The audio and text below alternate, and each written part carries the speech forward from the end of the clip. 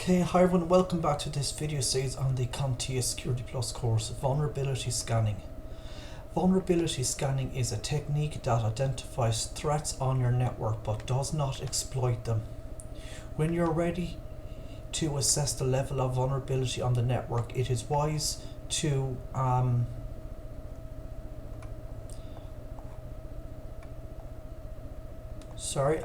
think I read this part yesterday. Okay, so we'll start off with network sniffing. For all intents and purposes, the terms protocol analyzer, packet sniffer, and network sniffer all mean the same thing. Sniffing the network is when you use a tool to find and investigate other computers on the network. The term is often used when capturing packets for later analysis.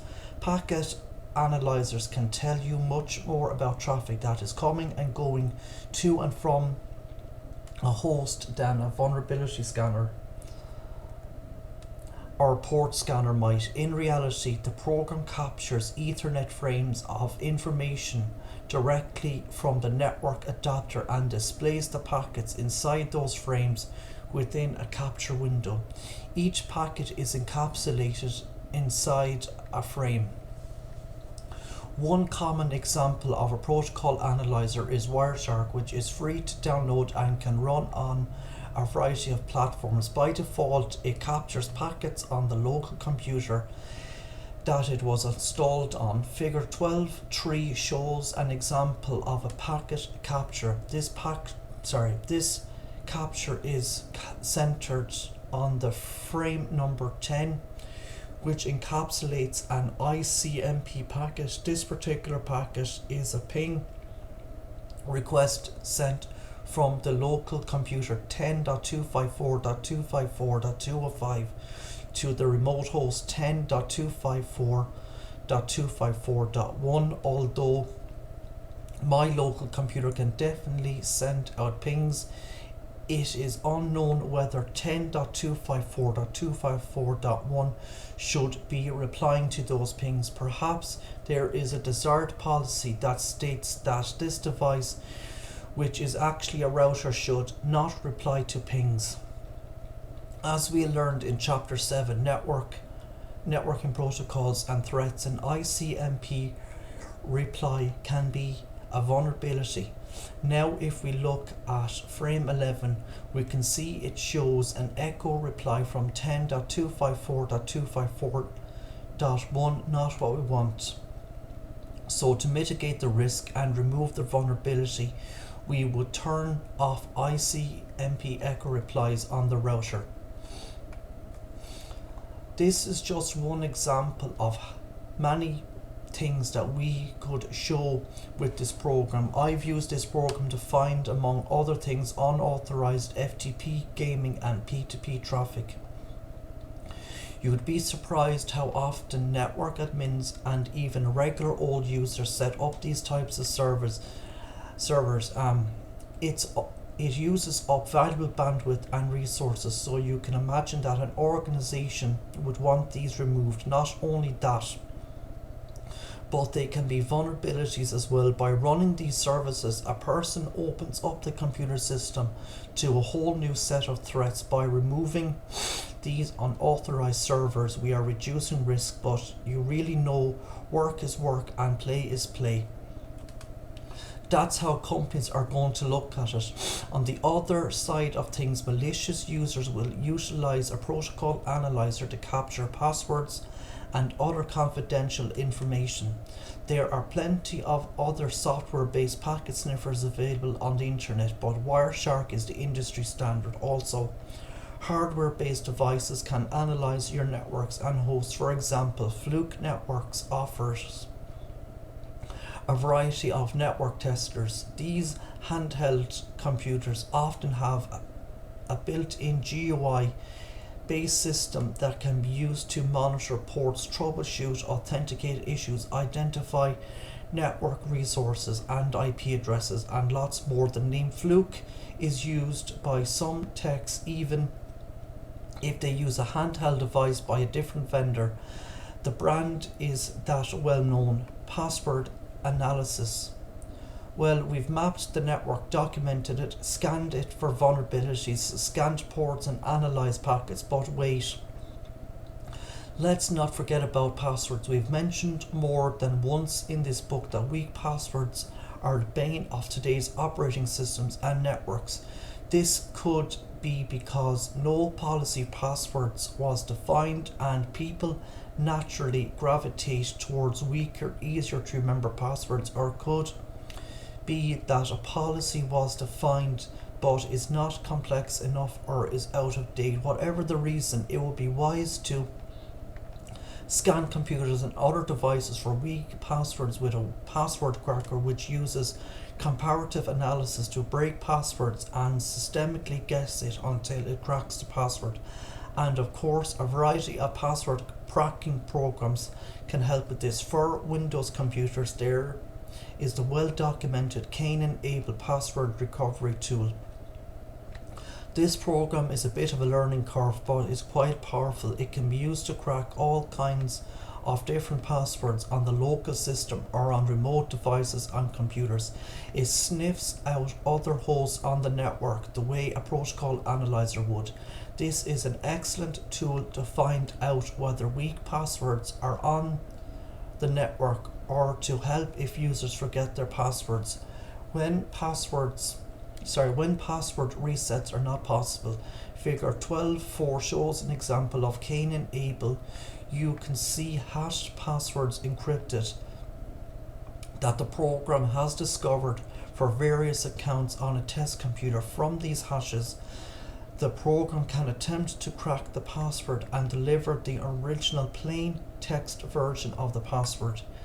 Cain-enabled is a free download and many other tools are available for various platforms, some free, some not, include OPH Crack, John the Ripper, THC Hydra, Aircrack NG used to crack WPA pre-shared keys, and Rainbow Crack. Some of these tools have additional functionality but are known best as password passphrase cracking tools, although they can be used by security administrators in a legitimate scene as password recovery programs. The following list shows the various password cracking methods. Password recovery or cracking can be done in several ways. Guessing. Weak passwords can be guessed by a smart person, especially if the person has knowledge of the user he is trying to exploit. Blank passwords are all too common. And then there are common passwords such as password, admin, secret love, and many more. If a guessing attacker knew the person and some of the person's details, he might attempt the person's username as a password or someone the person knows, date of birth, and so on. Reversing letters or adding one to the end of a password are other common methods, although guessing is not as much of a technical method as the following three options. It reveals many passwords every day all over the world. Dictionary attack uses a prearranged list of likely words, trying each of them one at a time. It can be used for cracking passwords, passphrases, and keys. It works best with weak passwords and when targeting multiple systems. The power of the dictionary attack depends on the strength of the dictionary used by the password cracking program. Brute force. When every possible password instance is attempted, this is often a last resort due to the amount of CPU resource it might require. It works best on shorter passwords but can theoretically break any password given enough time and CPU power. For example, a 4-character lowercase password with no numbers or symbols could be cracked quickly, but a 10-character complex password would take much longer. Some computers will fail to complete the process. Also, you must consider whether the attack is online or offline. Online means that a connection has been made to the host, giving the password cracking program only a short window to break the password. Offline means that there is no connection and that the password cracking program knows the target host, password hash and hashing algorithm, giving the cracking computer more or unlimited time to make the attempt. Some password cracking programs are considered hybrids and make use of dictionary attacks for passwords with actual words in them, and then brute force attacks for complex passwords. Cryptanalysis attack uses a considerable set of pre-calculated encrypted passwords located in a lookup table. These tables are known as rainbow tables, and the type of password attack is known as pre-computation, where all words in the dictionary or specific set of possible passwords are hashed and stored. This is done in an attempt to recover passwords quicker. It is used with OPH crack and rainbow crack applications. This attack can be defeated by implementing salting, which is a randomization of the hashing process. Knowledgeable attackers understand where password information is stored. In Windows, it is stored in an encrypted binary format within the SAM hive.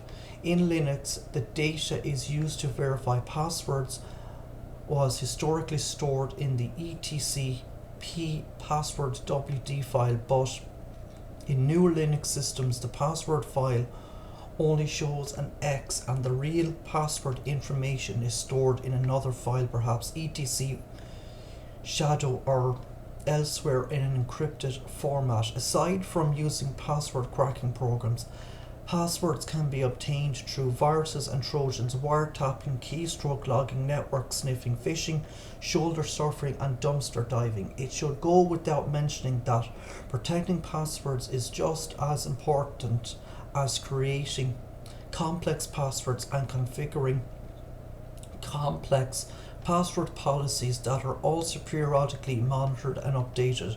Remember that password policies created on a Windows server do not have jurisdiction where other vendors' devices are considered, such as Cisco routers and firewalls and checkpoint security devices. These need to be checked individually or by scanning particular network segments. We could talk about password cracking for days because there are so many types of hashing algorithms and password cracking tools and ways to crack passwords, but for the Security Plus exam, a basic understanding of password cracking is enough. Chapter summary.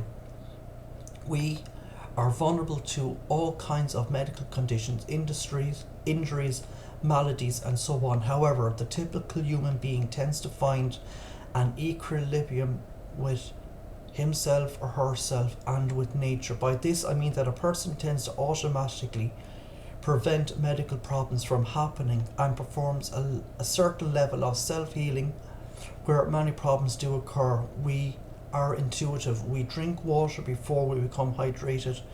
We sleep before we become overtired. Most of the time we automatically defend ourselves from germs and viruses because we have consciously and unconsciously focused on preventative maintenance for our bodies and minds. In a way, this philosophy can be applied to technology. Your organization's technology environment, if in all of its parts, can be treated as a sort of entity similar to the bond a captain might have with a sea-going vessel.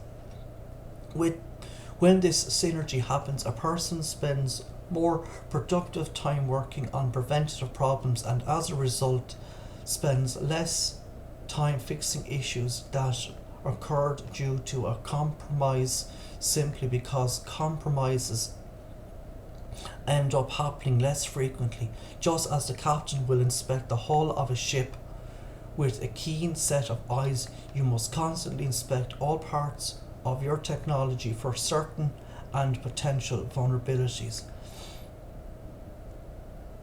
There are a great many terms, acronyms and definitions when it comes to security analysis, but it all boils down to vulnerabilities and how to prevent threats from exploiting them. That is minimizing risk. You must plan ahead, not just for current attacks and CVEs, but also for what is on the horizon. Time must be spent considering what will happen to an installed device or computer in a year or 5 years. That time will be here before you know it. Define the risk as it appears now and as it will appear in the future. Reduce as much risk as possible so that all but most unlikely threats will be prevented. It's that prevention that is the key of all the security controls. Prevention is the most important. One excellent way to be sure that you are doing your best to prevent problems is to use a vulnerability management process. This leaves nothing to chance. Another masterful way to manage vulnerabilities is to utilize automation. You can't clone yourself yet, but you can clone your administrations. The size of your IT department and the level of automation you employ should be proportionate. Penetration testing, vulnerability scanning, port scanning, network sniffing, and password analysis are all just methods to be used within your risk and vulnerability assessments. You might use some other methodologies and not others, and you might perform assessments in an active or passive manner. That will depend on the particulars of your network and the level of criticality of your IT environment, and you may use different methods than the ones listed in this chapter or develop new ones in the future. The list is in no way infinite. The crucial point is to realize that you are taking the consolidated information you glean and using it to define the real risk to your organization in an intuitive way. So think of your IT infrastructure as a sort of living, breathing entity, one that relies on you as much as you rely on it. So I'm going to leave it here today for this video. If you like listening, please consider like, sharing and subscribing. Thank you.